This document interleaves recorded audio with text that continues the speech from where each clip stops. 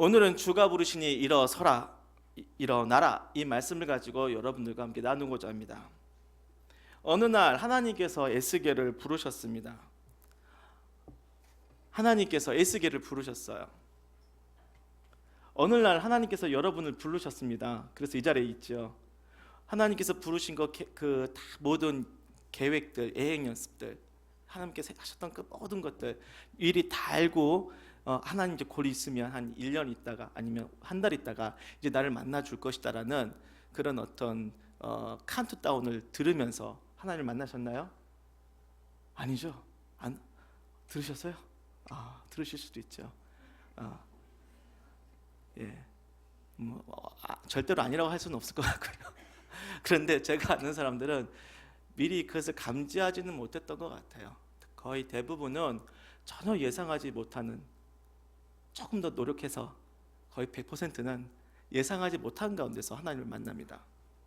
에스겔이 하나님을 만났을 때, 에스겔이 하나님의 부르심을 들었을 때에 에스겔이 요청한 것이 아니라는 사실이 있습니다. 하나님께서 에스겔을 부르셨어요. 어느 날 갑자기. 무엇 때문에 에스겔을 부르셨던 걸까요? 하나님께서 갑자기 여러분들을 부르셨습니다. 부르셨고 정신 차려보니까 다 이 자리에 앉아 계셔요. 지금 왜 하나님께서 여러분을 부르셨습니까? 왜 이 자리에 앉아 계시는 것이고요? 그리고 그렇게 세상으로 가는 것이 더 쉬울 것 같은데 안 가려고 몸부림치면서 억지로도 이 자리에 버티시는 여러분들의 그 수고로움들을 또 굉장히 귀하게 여기며 왜 그렇게 애쓰면서 이 자리에 있고 지키려고 노력하시는지, 하나님께서 무엇 때문에 에스겔을 부르셨을까요? 우리를 부르셨을까요? 이 질문을 시작하면서 이제 말씀을 우리가 함께 깊이 들여다보고 싶습니다. 먼저 하나님이 에스겔을 부르신 이유가 무엇인지를 알기 전에 하나님께서 에스겔을 부르시기 위해서 하나님께서 행하신 일을 잠깐 살펴봤으면 좋겠어요. 1장에서 3장에 걸쳐서 한번 보겠습니다. 하나님께서 에스겔을 부르시기 위해서 먼저 하신 일이 있습니다. 1장에 보니까요, 이런 말씀이 있었습니다. 그발강가라는 단어가 나오죠. 에스겔은 그발강가에 있었습니다. 하나님은 포로된 땅 바벨론의 그발강가로 오셨습니다. 에스겔을 부르시기 위해서 친히 그발강가로 오셨습니다. 이스라엘의 예루살렘으로 오신 것이 아니라 적국 바벨론, 그것도 바벨론의 포로로 끌려가서 유배지 생활하고 있는 그 그발강가, 그곳으로 하나님께서 오셨습니다. 에스겔이 부시의 아들 제사장 에스겔이라고 표현을 했는데요, 그는 제사장 가문입니다. 그 출신인데요, 그가 적국 바벨론으로 2차 포로기 때 끌려와서 유배지에서 난민처럼 지냈죠. 요야긴 왕과 함께 끌려온 지 5년째 되는 해, 그러니까 하나님의 소명을 받았던 때는 바로 그의 나이 30살이었습니다. 30살.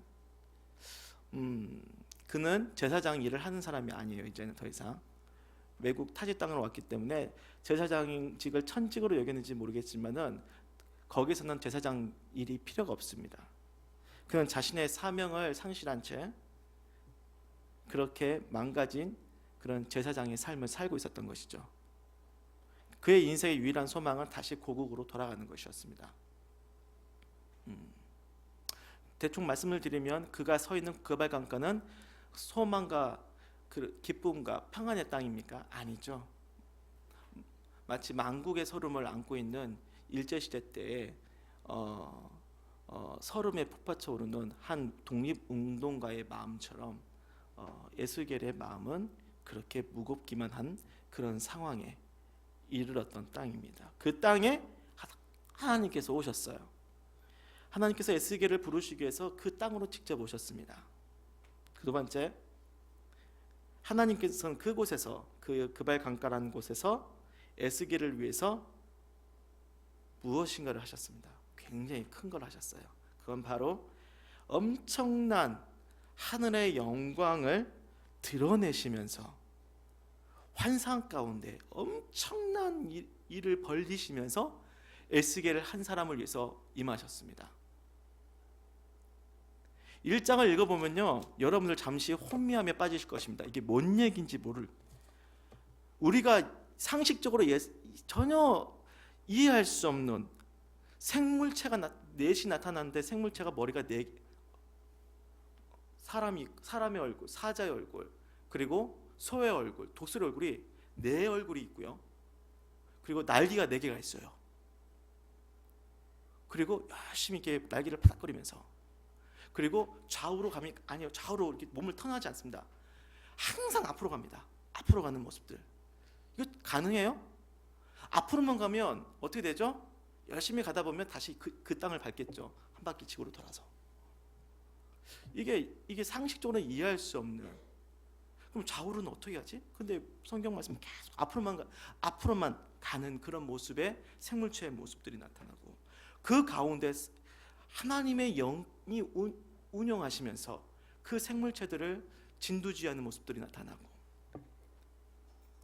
그리고 거기에는 또 바퀴가 있고, 근데 바퀴가 하나가 있는데 바퀴가 또 그 속에 또 다른 바퀴가 같이 이렇게 포개어져 있는 모습에 엄청난 보좌가 있고, 뭐 궁창이 있고. 제가 말하는 게 무슨 말인지 아시겠습니까? 모르시겠죠. 저도 말하지만 이걸 그림으로 그릴 수가 없었습니다. 그래서 남들이 그려놓은 것들을 한번 참조해봤습니다. 이거를 이해하시겠습니까? 저게 뭘까요? 분명히 뭔가 의자가 있고요, 번개가 치고요, 불이 막 일어나고요, 이상한 생물체들이 있고요. 아까 말씀드린 그 바퀴가 저렇게 그려놨더라고요. 바퀴가 있고 또 아닌 바퀴가 있대요. 저게 항상 앞으로 가는 거래요. 어딜 가나 앞으로 가는 거래요. 외계 생명체의 무슨 그 최첨단 바퀴처럼 보여지기도 하고요.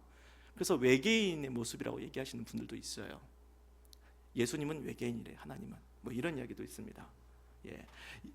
우리 사람의 오늘 이 에스겔서 1장을 가지고 옛날 사람들이 많은 것들을 표현하면서 그림들을 그리고 사파도 그렸는데요, 정상적인 그림들은 다 아니었어요. 다른 것도 한번 넘겨주시겠어요? 야, 저건 조금 더 섬뜩합니다. 그렇죠? 마치 엄청난 화염불에 쌓여있는, 저기 가면 다 타 죽을 것만 같은. 자, 어떻습니까? 굉장히 기이하고 놀라움의 연속이죠. 모르겠어요. 직접 에스겔이 봤을 때는 어땠는지. 본인도, 이분이, 이 에스겔이라는 분은 그 수사학의 대가예요. 수사학이 아니라 그 말을 잘 표현하는 그런 화술의 대가입니다. 근데 그런 사람이 적어놓은 글인데도 이게 잘 모르겠어요. 다시 제가 무슨 말씀을 드리고자 하냐면, 지금까지 이러한 영광을 본 적이 없는 기이한 영광입니다.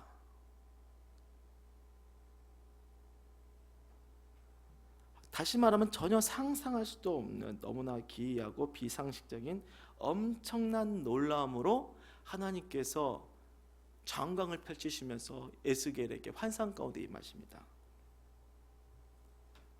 그리고 이 영광을 잘 한번 살펴보니까요, 우리가 하나의 뉘앙스, 한 뉘앙스를 느낄 수 있는 게 뭐냐면, 결코 평안하고 뭐 나비가 막 이렇게 있고 이렇게 햇살 가득한 그런 평안한 모습의 그런 장광이 아니라, 굉장히 긴급하고 엄청난 뭐 그런 장광을 이루는 그런 장면들이잖아요. 이러한 그런 영광 가운데서 우리가 발견할 수 있는 하나님, 온 우주 만물을 창조하시고 주관하시는 창조주의 영광입니다.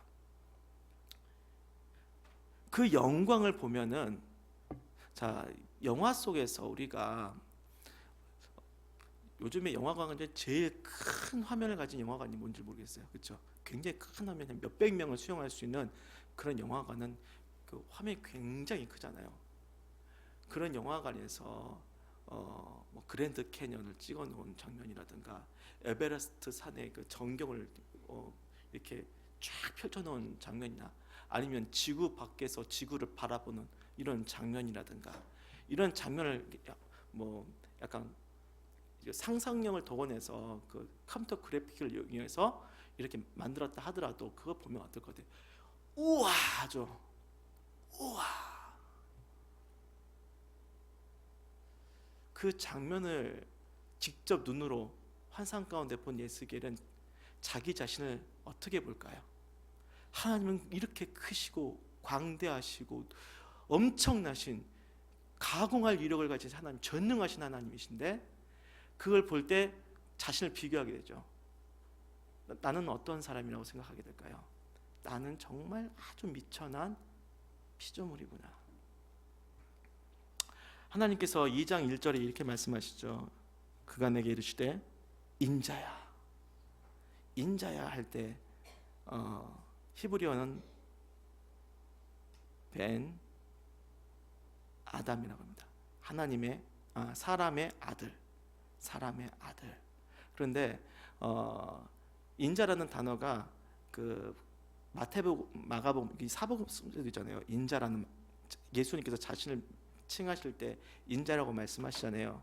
근데 여기서 말하는 인자에서 그 사람의 아들이라는 이 표현이 그 son이 s가 대문자예요.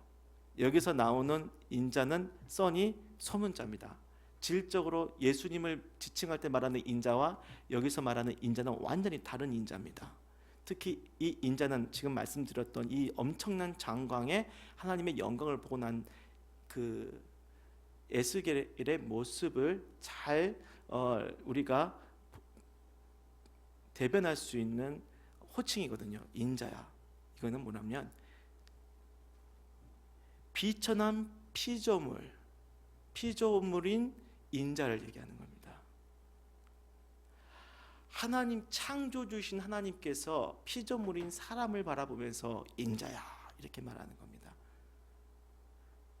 에스겔이 하나님을 만났을 때 그 심정이 어땠을까요?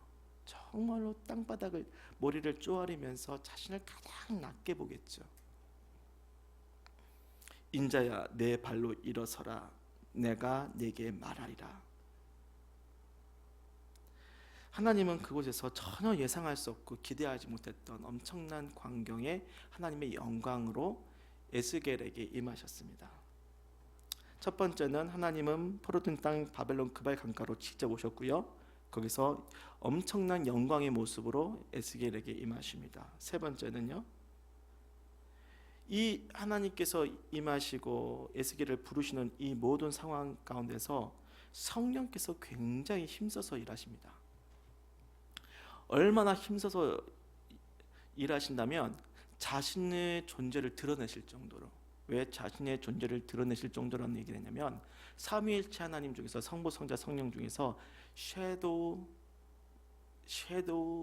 존재로 그림자처럼 자신을 드러내지 않으시는 분이 삼위 하나님이십니다. 성부 하나님을 드러내시고 성자 예수 그리스도를 증언하신 이가 바로 성령이시죠. 성령은 하나님을 드러내시는, 그래서 보이지 않는 가운데서 힘써서 사람을 도와서 일을 성취하시는 분이신데요. 그 성령께서 자신을 엄청나게 드러내십니다. 에스겔서는 특별하게 이러한 성령의 도돌하심에 대해서 가장 성령을 잘 드러낸 구약의 책이라고도 얘기하기도 합니다. 2장 6절에 보면 하나님께서 말씀하실 때 성령께서 직접 에스겔에게 임하셔서 2절 볼까요? 그가 내게 말씀하실 때 그 영이 내게 임하사, 성령이 내게 임하사 나를 일으켜 내 발로 세우시기로. 자, 너는 저 인자야 내 발로 일어서라 할 때 일어난 게 에스겔이 그냥 일어난 게 아니었습니다. 일어나기가 어려운 상황인데 성령께서 에스겔을 일으켜서 그 발로 세워주신 것이죠. 성령께서 그래서 그렇게 일으켜서 세워주셨기 때문에 세우시기로 내가 그 말씀하시는 자의 소리를 들으니 비로소 성령의 도우심을 받아서 일어서서 에스겔은 하나님의 음성에 귀 기울일 수 있었습니다. 3장 12절에는 주의 영이 나를 들어 올리신다라는 표현이 나옵니다. 주의 영이 나를 들어 올리신다. 그래서 들어 올려 주셔서 성령께서 직접 에스겔을 들어 올려 주셔서 여호와의 영광을 크게 울려 찬송하는 소리를 더 잘 듣게 하여 주시는 것이죠, 성령께서. 그리고 3장 14절에 보면 또 주의 영이 나를 올려 데리고 가시기도 합니다. 데리고 가시기도 해요. 그 외에도 영께서 일하시는 이 표현들이 군데군데 계속 나옵니다. 특히 이 소명장이라고 할 수 있는 에스겔을 부르시는 이 가운데서 성령께서 굉장히 노력하여서 일하시는 거죠. 그 다음에 이 하나님의 부르심 가운데서 이제 부르시면서 또 무엇을 하는 장면이 나오냐면 두루마리 말씀의 책을 먹게 하십니다. 3장 2장 9절에 10절 제가 빨리 읽어보겠습니다. 내가 보니 보라 한 손이 나를 향하여 펴지고 보라 그 안에 두루마리 책이 있더라. 그가 그것을 내 앞에 펴시니 그 안팎에 글이 있는데 그 위에 애가와 애곡과 재앙의 말이 기록되었더라. 또 그가 내게 이르시되 인자야 너는 발견한 것을 먹어라. 너는 이 두루마리를 먹고 가서 이스라엘 족속에게 말하라. 두루마리 말씀의 책을 보여주시고 그것을 먹으라고 하시는 것이죠. 근데 이 두루마리 말씀의 내용이 뭐냐면 이스라엘의 죄악과 재앙이 담긴 참혹한 현실을 담은 내용입니다. 읽으면 두렵고 떨리고 괴로울 수밖에 없는, 하지만 하나님께서 그렇게 일하시기로 작정하신 그 내용을 보는 것만 해도 속이 뒤집힐 것 같은데 하나님께서 뭐라고요? 먹으라 하시는 겁니다. 어떻게 해요? 내 창자에, 내 배에 넣으며 내 창자에 채우라. 제대로 먹으라는 것이죠. 완전히 제대로 먹어라. 먹은 척하지 말고 제대로 먹어라. 먹었어요. 먹었는데 기가 막힌 일이 일어납니다. 그걸 먹으니까 에스겔의 표현입니다. 내 입에서 달기가 꿀 같더라. 우리가 생각하는 하나님의 말씀은 그렇게 힘들지, 힘내, 너 앞으로 잘 될 거야, 염려하지 마, 너 조금만 더 노력하면 내가 민족에 가장 높이 세워줄게, 듣기만 하도 뭔가 이렇게 어깨가 으쓱으쓱거릴 수 있는 희망과 비전의 이야기들, 이런 것들을 좋아하잖아요. 꿈을 담은 이야기들. 근데 지금 이 말씀은 이스라엘의 죄의 참혹함을 그대로 다 직설적으로 보여주는 부분들입니다. 이곳에서 여러분들, 저를 포함하여서 다른 사람들 몰래, 남편 몰래, 아내 몰래, 엄마 아빠 몰래 나쁜 짓 했던 것들 쫙 펼쳐놨다 생각해 보세요. 어떨 것 같습니까? 감이 안 오시나요? 요즘에 연예계에서 흑역사 가끔 잘못 이게 폭로하면 한 연예인 그냥 가더라고요. 여러분, 나의 그런 추악하고 더러운 것들을 그 인터넷상에 퍼지면 내 이미지가 잘 살아남을 사람 여기 몇 명이나 있을까 모르겠어요. 몰래 야동을 보았거나, 몰래 다른 사람을 죽도록 미워했거나, 아니면 또 몰래 컨닝하고 A학점 받았거나, 이러한 것들, 이건 아무것도 아니에요. 이스라엘의 죄는요, 하나님을 대놓고 배반하고 멸시하며 우상을 섬겼던 죄입니다. 엄청나게 지독하게 성전 한복판에서 우상 덩어리들을 그림을 그리고 그것들을 숭배하면서 하나님처럼 믿었던, 그렇게 생각하시면 돼요. 이 성전에서 불상 있죠. 불상 올려놓고 옆에는 마리아상 올려놓고 옆에는 또 다른 옆에는 또 잡다한 신들, 여러 가지 신들, 힌두교의 신들 모셔놓고 오 주님, 오 주님, 상상이 가십니까? 이스라엘의 패역함과 죄의, 특히 영적인 음란함의 참혹함은 상상을 초월할 정도로 엄청난 것들입니다. 하나님께서 그것을 다 드러내시는 글들입니다. 근데 그것을 먹었더니면 뭐라고요? 달아요.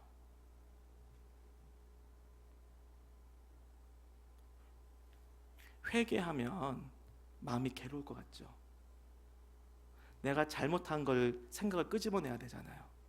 끄집어낸다라는, 그래서 많은 사람들은 어두웠던 과거의 기억들을 빨리 지워서 생각하지 않으려고 노력을 많이 하죠. 근데 회개라는 건요, 그것을 다 끄집어내는 겁니다. 끄집어내서 하나님의 존전 앞에 그것을 펼쳐내는 거예요. 하나하나 다 아뢰는 거예요. 그리고 그 아를 때마다 내 마음이 뒤집어지는 거예요. 괴로운 거예요. 그게 회개의 시작이거든요. 그래서 치가 떨고 괴롭고 상하고 마음이 아프고 그런 정신적으로 막 괴로운 그런 그 정신적인 그 어려움을 통과하면서 주님을 붙잡는 거죠. 주님, 그래도 용서하여 주시고 내가 당신을 떠나지 않겠습니다. 당신의 길 가운데로 나아가겠습니다. 주님의 방향으로 나아가겠습니다. 과거의 것으로 돌아가지 않겠습니다. 하나님이 원하시는 그 방향으로 가겠습니다입니다. 그 속에 더럽고 괴로운 것들을 끄집어내면서 하나님 앞에 철저하게 회개하면서 하나님께서 그 가운데서 회복을 일으키시는데, 고통스러워서 싸매어서 숨겨두었던 그 죄, 근데 가끔씩 찌르면 아프잖아요. 비슷한 상황이 일어나면 확 돌변할 때가 있잖아요. 그렇잖아요. 이게 사라진 게 아니라 묻혀두었던 건데 심심할 때마다 그게 떠오르면 감당할 수가 없는, 나 자신도 괴롭히는 그런 죄의 참혹함들이 회개의 그 기도의 가운데를 가게 되니까 뒤집어지면서 고쳐지면서 희한하게 주님께서 만지시는데 마음이 달달한 느낌이 드는 평안과 회복과 새로운 출발하는, 말로 표현할 수 없는, 마치 새 사람을 입는 것 같은, 과거의 것은 기억나지 않게 하시는, 옛사람이라고 말할 만한 그러한, 지금은 나와 상관이 없는 예수님께서 기뻐하시는 삶으로 나아가게 되는 것입니다. 참혹함을 바라보며 그것을 회피하는 것이 아니라 그것을 하나님 앞에 들춰내는 것이, 오히려 그것이 우리에게는 영혼이 살아나는 것입니다. 믿으시나요? 두루마리 말씀의 책을 먹게 하고, 그것을 먹었더니만 희한하게 엄청난 끔찍한 이야기들로 담겨져 있는 죄악이 담겨 있는 책인데 먹었더니만 달고, 그리고 하나님이 뭐라고 말씀하시면 3장 1절에 너는 이것을 먹고 가서 이스라엘 족속에게 말하라 하는 것이죠.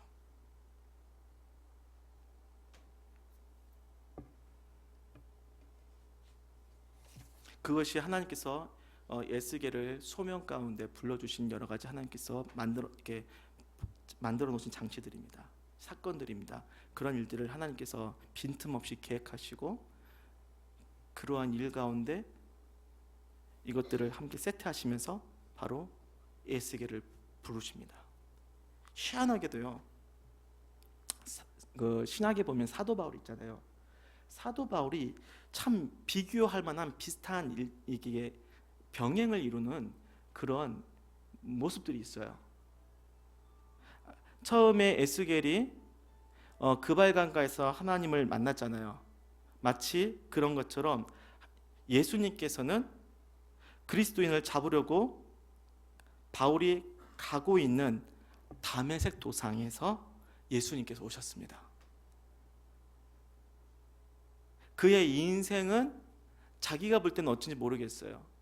근데 예수님이 볼 때는 말씀에 해박한 바리새인이었지만, 말씀이 엄청나게 해박한 바리새인인데 말씀과는 전혀 다른, 하나님의 뜻과는 전혀 다른 핍박자의 삶을 사는 참혹한 인생을 살고 있었던 사람입니다. 그러한 현장으로 예수님께서 오신 겁니다. 또 아까 에스겔이 하나님의 영광을 배웠던 것처럼 바울은 그곳에서 예수께서 빛으로 임하시고 자신에게 친히 말씀하시는 음성을 듣습니다. 기이한 환상 가운데 사울아 사울아 내가 어찌하여 나를 핍박하느냐.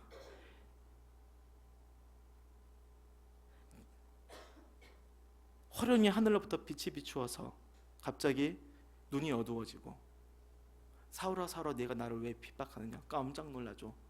이런 경험해 본 적이 없어요. 너무나 기이합니다. 경험해 본 적이 없었어요. 예상하지도 못했고요.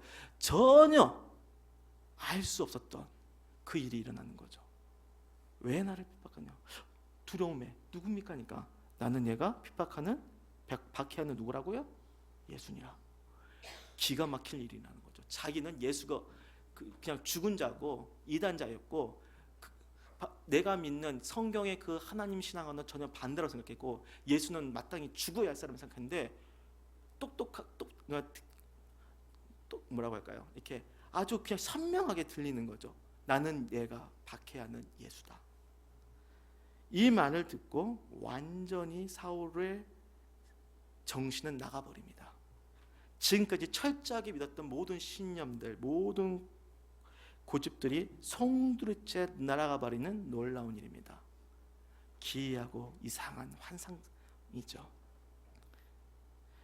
또 성령께서 열심히 에스겔을 부르시는 그 상황에서 일하셨던 것처럼 바울을 부르시면서 세울 때도 성령께서 열심히 일하십니다.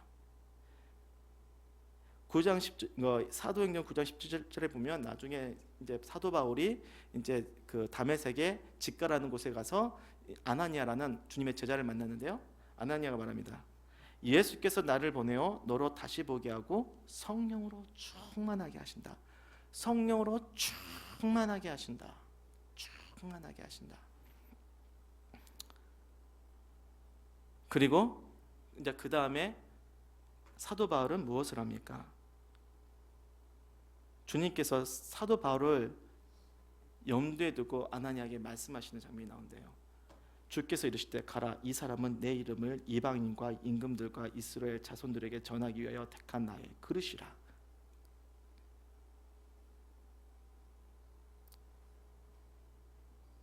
그리고 그는 예수가 구원자이심을, 하나님이심을 사람들에게 증거하기 시작하죠. 너무 닮지 않았어요? 에스겔의 그 소명장과 또 바울이 하나님 앞에 부름받았을 때 예상하지 못하는 상황에서 하나님이 부르십니다. 그리고 당신의 영광을 비추십니다. 만나시는 거죠.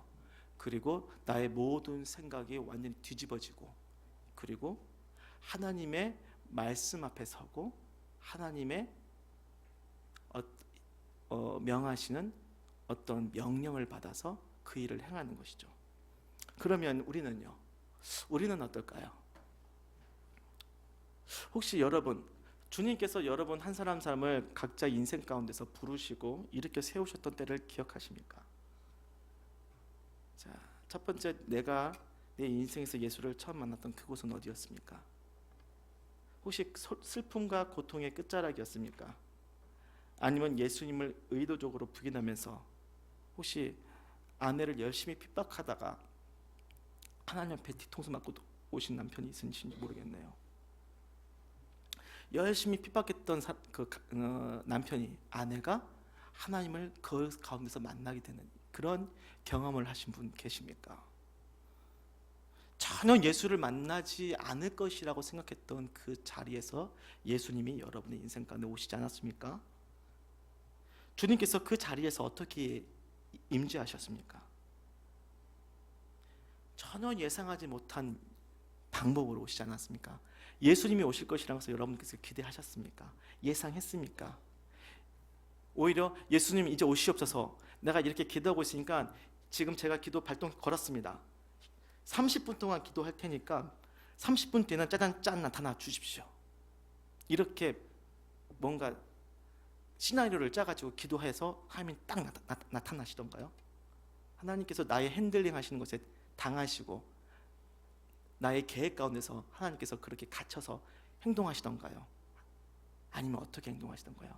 항상 늘 나를 당황케 하시고 예상치 못한 방법으로, 방향에서, 모습으로 나에게 임하셨던 그 예수님. 그리고 내 인생 가운데서 가장 성령께서 힘써 주셨던 시간이 언제입니까? 복음을 전하러 가면요, 영적으로 가장 큰 부딪힘이 일어나는 현장이 바로 복음의 현장입니다. 믿지 않는 사람과 믿는 사람이 함께 만나면 서로 좋고 좋은 관계가 될 것 같아요? 아니에요. 그렇잖아요. 신념이 다르고요, 생각의 관점이 다르고, 간단히 말씀을 드리면 그는 주의 영이 함께하지 않는 사람이고 우리는 주의 영이 함께하는 사람입니다. 이렇게 만나면 어떻게 될까요? 결코 편안한 분위기는 아닐 것입니다. 그렇다면 하나님을 만나는 현장, 만나게 하는 그 현장에는 그 무엇보다도 성령께서 가장 열심히 일하셔야 하는 시간일 줄 믿습니다. 그래서 선교 현장으로 가던가 아니면 복음의 어떤 징검다리 역할을 감당하는 만남의 자리로 갔을 때는요, 기도를 많이 하고 가야 되는 거죠. 주님, 나에게 담대함을 주시옵소서. 전능하신 하나님의 힘을 믿고, 주님, 흔들리지 않고 두려워하지 않으며 주의 성령의 능력을 의지하여 내가 그들에게 가서 주의 복음을 증거하게 하셔서 너는 강하고 담대하라. 성령께서 강하게 역사하시는 현장, 주님을 믿지 않았던 사람이 주님을 만나는 그 순간입니다. 성령께서 열심히 일하시죠. 우리가 주를 만났을 때가 성령께서 열심히 일하셨던 순간입니다. 그래서 주님의 손을 잘 붙들 수 있도록, 내가 처음 주를 만날 때 주님의 시선을 외면하지 않게 하도록, 그분의 마음을 오해하지 않고 잘 들을 수 있도록 힘쓰시는 분이 성령이시죠. 우리를 부르시고 일으켜 세우셨던 그때를 기억하십니까? 자, 아까 처음에 여러분들에게 드렸던 질문입니다. 예수에게를 왜 부르셨는가? 그래서 또 우리에 대한 질문도 갈 수 있습니다. 주께서 나를 왜 부르시고 힘없는 다리를 성령의 힘으로 일으켜 세워주시는가? 에스겔을 부르신 이유는 에스겔에서 6장 7절 이하로 똑같은 말들이 군데군데 계속 반복하면서 하나님께서 강조하시는 그 구절이 있어요. 뭐냐면 너희로 나를 여호와인 줄 알게 하려 함이니라. 하나님께서 에스겔을 부르신 것은 에스겔을 통하여서 하나님의 심판과 그리고 나중에 말씀드렸던 회복, 이것들을 이스라엘 백성들에게 알려서 하나님이심을, 여호와 하나님의 진정한 하나님이심을 알게 하시기 위해서 에스겔을 부르시고 에스겔을 주님께서 쓰시는 것이죠. 이게 좀 무슨 말인지 좀 묘하죠.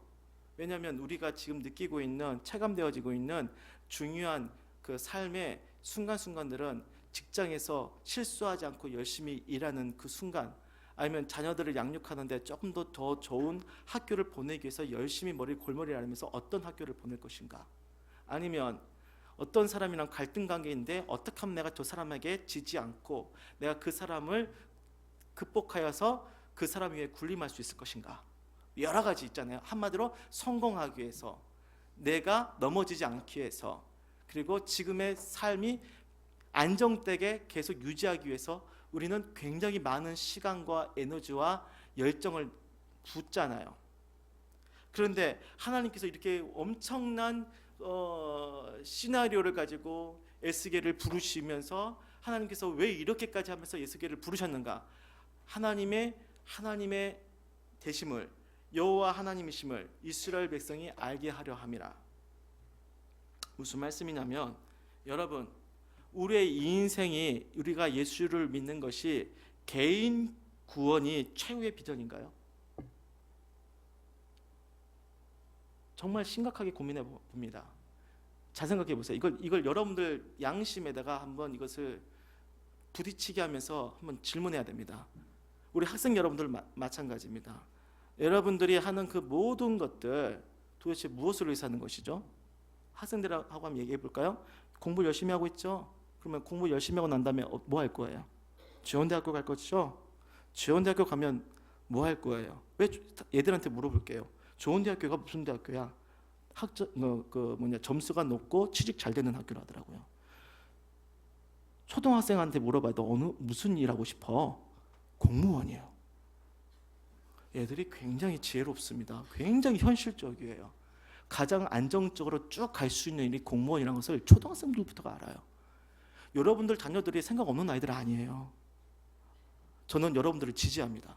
우리 학생 여러분들은 정말 얼마나 고민 많이 하면서 지금 자신이 넘어지지 않기 위해서 열심히 싸우는지, 친구들 사이에서 왕따 당하지 않기 위해서 얼마나 관계 속에서 분투하면서 살아남기 위해서 애쓰는지 알고 있습니다. 근데 그렇게 막 하잖아요. 그래서 대학교 가서 뭐 할 겁니까? 연봉 높은 직장 얻는 거요? 여러분, 우리 이곳에요, 여러분들 볼 때는 그냥 그저 그렇게 보이시는 어르신들인지 모르겠는데요, 이 안에는요 박사들도 계시고요, 유학파 출신도 계세요. 모르셨죠? 예. 겸손한 척 하시는 거예요. 다들 안 밝히고 계시지만 꽤 말하면 나 좀 해봤어 라고 하실 수 있는 그런 이력을 가진 분들이 생각보다 많이 계세요. 근데요, 솔직하게 말씀드리면요, 목사님이 교구 활동하면서 여러분들을 만나거든요. 30대 분도 만나고 40대, 50대, 60대, 70대 다 만나요. 그리고 각종 직업을 가지신 분들 다 만나요. 그런데 한 사람도, 죄송합니다, 진짜 신바람 나게 행복하게 산 사람 많이 못 봤어요. 공부하면 할수록 좀 더 연봉은 올라가는데 마음고생은 더 심해지는 모습들을 오히려 더 많이 봤어요. 더 요구하는 것들, 회사에서 책임을 강요하는 것들, 그것들을 견뎌내기 위해서 애쓰시는 자신만의 그런 세계에서 분투하시는 아빠들 많이 봅니다. 다들 공부 열심히 했어요. 이름만 되면 유명한 대학교 다 나왔어요. 그런데 그래서 행복하느냐인데 행복하다고 말하기가 주섬주섬 하시더라고요. 그러면 무엇을 위해서 살아가는 것입니까? 구원이요? 좋습니다. 개인 구원. 자, 구원 받았죠? 솔직히 까놓고 얘기할까요? 구원 받았죠? 자, 구원 받았다는 걸 알고 난 다음에 그걸 너무나 열심히 잊어버리면 어떤 일이 발생이 됩니까? 구원 받았잖아요. 무슨 일이 일어나요? 우리 사람을 믿어서는 안 돼요. 그때부터 딴 생각하기 시작합니다. 비전이 없고 꿈과 그리고 소망과 미래를 향한 하나님의 나를 향하신 일에 대한 그 계획과 섭리와 비전을 모르고 구원 받았다라는 것, 그 특혜만을 생각하는 사람들은요, 보니까 영적인 방종, 영적인 게으름에 빠져서 구원은 받았다고 하는데 구원받지 않는 사람들보다 더 악하게 살아가고 계시는 분들 많이 봤어요. 자, 무슨 말씀하시고자 하면요, 핵심을 말씀드리겠습니다. 우리가 이 세상을 살아가는 데서 개인 구원이 최후의 비전이 아닙니다. 왜? 그렇다면 각자마다 예수 믿어야지. 굳이 똘똘 뭉쳐서 살 필요가 없잖아요. 서로 상처 주고받는데. 여러분들 친구들끼리 사이 좋잖아요. 맨날 좋던가요? 좋다고 하면서 또 언제는 서로 으르렁거리며 싸우면서 쟤 때문에 못 살겠다고 그러고 어느 순간 왕따도 시키고 왕따도 당하면서 친했다고 하는데 중학교 1학년 때는 친했대요. 근데 고등학교 1학년 때는 쌩 하더라고요. 여러분, 거기서 거기입니다. 예. 다 알아요. 왜냐면 우리 다 그걸 해봤기 때문에. 하는 것이 이기적일 수밖에 없는 인간의 이 연약함 가운데서 하나님께서 우리를 부르셨습니다. 구원받는 것만이 하나님의 뜻이었다면 내 인생 한 사람이 그럼 빨리 불러가셔야죠. 빨리 천국 가야죠.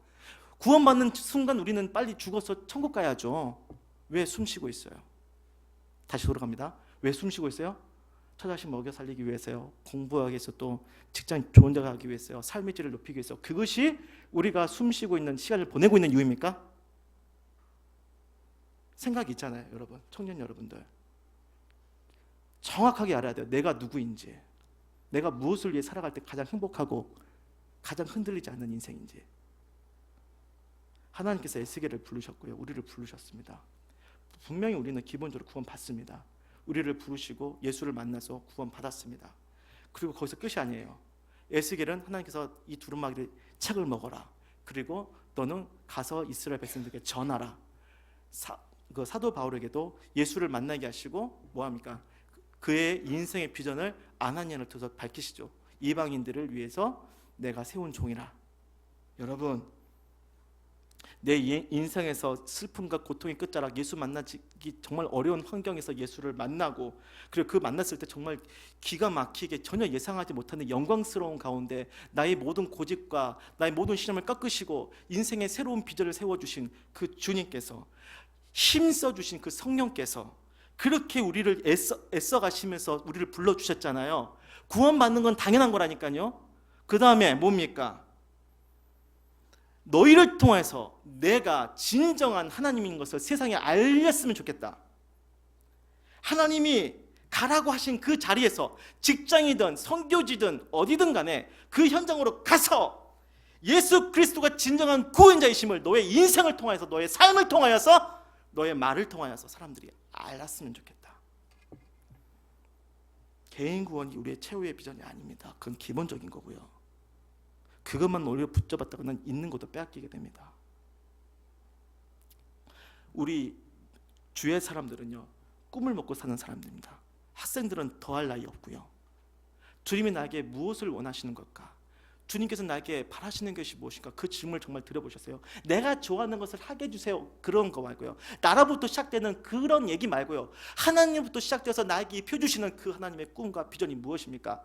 나는 주부이니까요, 나는 이제 애들이 너무나 커서 이제 조금만 있으면 환갑이니까요, 칠순이니까요. 인생에 있어서 성경 잠언에 보면 백발은 영화의 멸류관이라 했습니다. 주님께서 사람을 쓰시고 그의 인생을 통해서 하나님의 구원의 역사를 베풀어 가시는 그 하나님의 일하시면은 사람의 나이가 좌우되지 않습니다. 그거 아세요? 유치원생 아이가 아빠 구원을 해서 그런 기도를 합니다. 하나님 아버지, 우리 아빠 예수 믿게 해주세요. 예수 믿을 수 있다면 내 목숨을 하나님께 드릴 수도 괜찮을 것 같다라는 그런 말도 안 되는 기도를 유치원생 아이가 하는 거예요. 성령께서 그 마음에 감동 주셔서 믿음의 사람으로 세우시는 겁니다.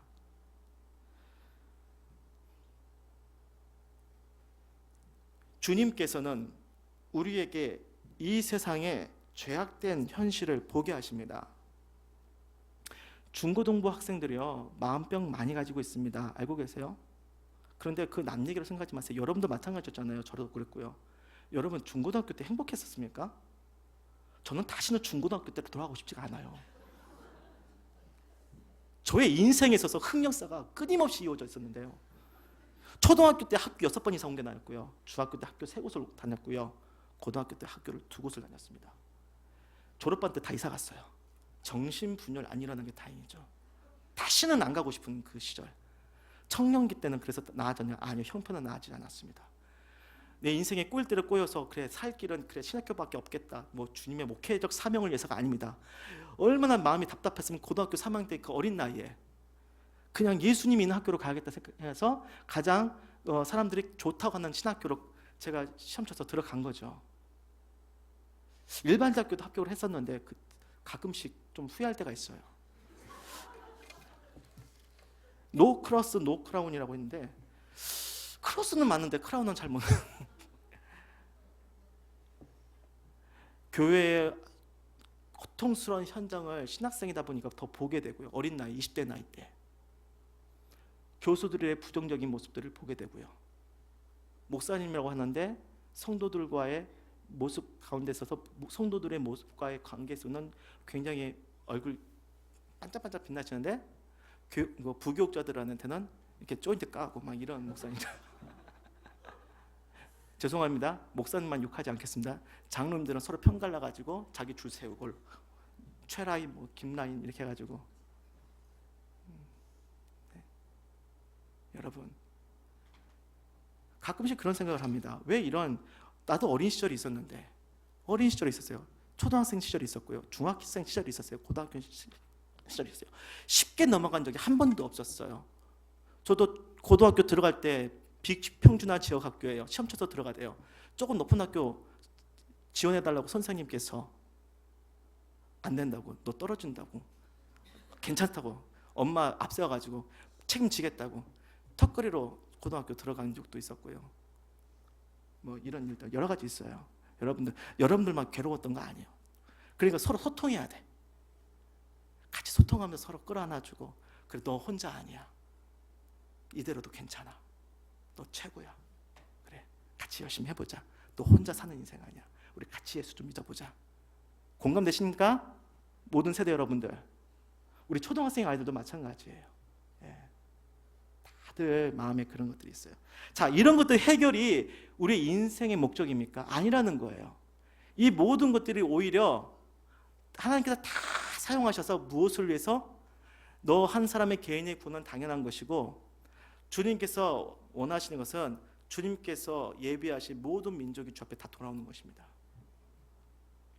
어린아이들, 젊은 청년들, 뭐 흑인이든 백인이든 상관없습니다. 그래서 하나님께서 당신의 심정을 우리에게 알려줍니다. 이 세상이 얼마나 악하고 이기적이고 자기밖에 모르는 세상인지 세상을 믿지 말아라. 세상이 너희들에게 주는 것이 진정한 생명이 있지 않다. 오히려 세상은 정말로 긍휼을 가지고 사랑을 베풀어야 할 세상인 것이지, 세상으로부터 너희들이 뭘 얻을 것을 생각하지 말아라. 때로는 그런 얘기가 통용이 되는 거죠. 또 그런 참혹한 현실도 보게 하시고, 그리고 그 상황에서 하나님께서 당신의 심정을 당신의 사람들에게 보여주십니다. 이스라엘이 하나님을 거절하고 땅의 것을 너무나 사랑한 그 패역함, 그 죄의 참혹함에 우리 주 하나님의 심정은 시퍼렇게 가슴에 멍이 들어있고, 아무리 당신의 말을 전하여도 나는 관심 없어요, 난 어리니까 몰라요, 정말 핑계는 너무나 기상천외합니다. 그러면서 한마디 결국 뭐예요? 말씀 안 듣겠대요. 난 졸기로 작정했어요. 전혀 듣지 않은 저들의 완악함, 아무리 하나님의 사람들을 보내셔서 말씀을 듣게 하고 회개하라, 돌이켜라고 말하는데 절대 듣는 척을 안 해요. 그들의 그 완악함에 하나님이 분노하십니다. 에스겔서 3장 12절에는 그 심정을 에스겔이 알게 됩니다. 그래서 에스겔은 성령의 감동으로 하나님의 마음을 알고, 그래서 근심하고 분한 마음이 들었다고 표현합니다. 주님께서 우리에게 세상을 보게 하십니다. 그리고 우리에게 당신의 그 심정을 우리에게 알려주시기를 원합니다. 왜요? 하나님께서는 이 땅을 진정으로 회복하시기를 원합니다. 이스라엘 민족이 결국 망합니다. 30세 하나님 앞에 소명을 받아가지고 22년 동안 사역을 감당한 에스겔. 하지만 그가 하나님의 사명을 받은 지 7년 만에 결국 유다는 멸망하게 됩니다. 그리고 남은 15년 동안 또 그 멸망한 그 이스라엘을 바라보면서 하나님께서 끊임없이 또 말씀하시면서, 그래서 후반으로 가면요, 37장에 보면요, 하나님께서 이스라엘을 회복시키겠다. 나의 심판으로 죽게 된 이스라엘을 회복시키겠다. 그래서 너희 마른 뼈들아 여호와의 말씀을 들을지어다. 내가 생기를 너희에게 들어가게 하리니 너희가 살아나리라. 아멘. 자, 여러분 땅, 여러분 친구들, 여러분 주변의 사람들 보십시오. 비틀어 말라버린 인생들이 많죠. 그렇죠? 그들은 누구를 통하여서 주님 앞에 돌아옵니까? 여러분들을 통해서 돌아옵니다. 여러분들을 통하여서 말을 하든 삶으로 보여주든 이 세상에 선한 영향을 끼치면서 내가 가지고 있는 직업이든 나의 사랑하는 가족이든 나에게 허락하신 그 모든 것들을 통해서 하나님께서는 당신이 하나님심을 나타나시기를 원하시고, 우리의 삶을 통해서 이 땅에 예수쟁이들을 참 더럽고 정말 자기밖에 모르는 사람들이 아니야, 그게 아니라 예수의 사람들은 그래도 뭔가 신념이 있고 정직하고 자신이 믿는 그 예수라는 사람 앞에서 정말 부끄러움 없이 살아가는 참 이 땅에 필요한 존재들이야. 우리가 그러한 인생을 살아야 되지 않겠습니까? 말씀을 마무리하겠습니다.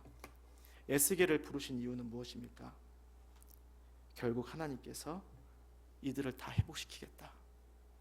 심판하지만 회복시키겠다. 너는 그 말을 전하라. 왜 하나님께서 사도 바울을 부르셨습니까? 너 한 사람의 구원뿐만 아니라 너를 통해서 이방의 종이 되게 해서 모든 이방 민족이 너를 통해서 돌아와 실제로 사도 바울을 통해서 소아시아 지역에 복음이 전파되어지고 그를 통해서 모든 세계 각국으로 우리까지 주의 복음의 백성이 되게 하였습니다. 그 빚진 자들, 우리가 그 복음의 빚진 자들인데, 우리 또한 우리가 가지고 있는 그 모든 것을 다 가지고 하나님 앞에 내가 가지고 있는 직장이든 공부든 무엇이든 하나님이 주신 달란트 무엇이든 간에 교회에서나 직장에서나 학교에서나 여러분들이 속해 있는 그 모든 영역에서 하나님의 거룩하심을 드러내고 주님의 주님 되심을 드러내며 예수 그리스도의 복음의 삶을 살아가시기를 축복합니다. 그렇게 하라고 주님이 우리를 부르셨습니다. 그렇게 하라고 우리를 구원하여 주신 것뿐만이 아니라 우리를 통해서 하나님께서는 구원의 역사를 베푸십니다. 그 구원의 역사의 그 큰 물줄기에 우리가 함께 나갔으면 좋겠습니다. 그렇게 하시겠습니까? 마음을 정합시다. 방향을 정합시다. 더 이상 유리하며 방황하지 마시고 구원받은 것으로 다 되었다 생각하지 마시고 진짜 하나님 나에게 원하시는 것이 무엇입니까? 나의 인생을 낭비할 것이 아니라 하나님을 위해서 하루를 살더라도 1분을 살더라도 정말로 주님 앞에 부끄럼 없이 가치 있게 정말로 은혜 가운데 나의 삶을 하나님께 드리게 하여 주옵소서. 우리 함께 찬양하실 때에